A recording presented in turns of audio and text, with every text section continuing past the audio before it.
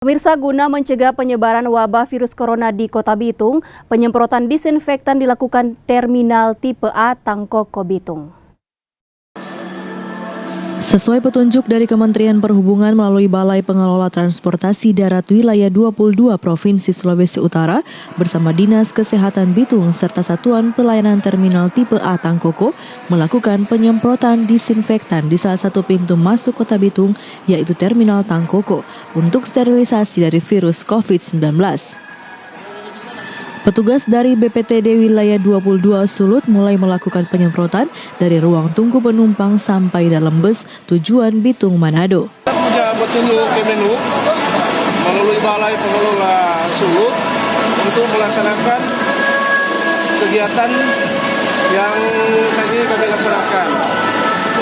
Untuk penyampaian masalah obat dan lain-lain nanti disampaikan lebih teknis oleh Bapak Awang. Tapi setidaknya ini apa saja tadi yang disemprot, Pak?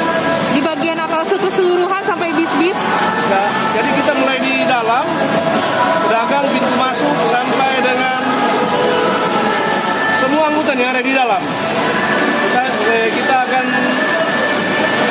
melaksanakan semua angkutan mungkin sampai malam ini, sebab angkutannya banyak sini.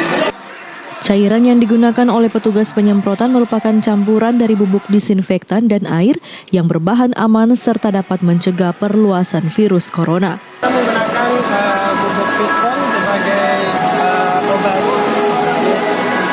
infrared. Bubuk itu punya jumlah 50 gram dicampur dengan air 5 liter. Jadi kita menyemprot kendaraan dan ruangan, meja, kursi, karena bubuk tersebut tidak berefek kepada logam.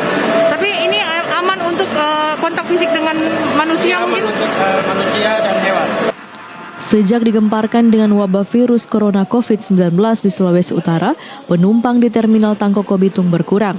Informasi dari pihak Satuan Pelayanan Terminal Tangkoko bahwa normalnya jumlah angkutan tujuan Bitung Manado dan Bitung Tondano bisa sampai 90 bus yang beroperasi, namun saat ini menurun hanya 40-an bus. Diharapkan juga warga Kota Bitung agar tetap waspada dan selalu menjaga kesehatan. Dari Bitung, Francine Darungo melaporkan untuk Kawanua TV.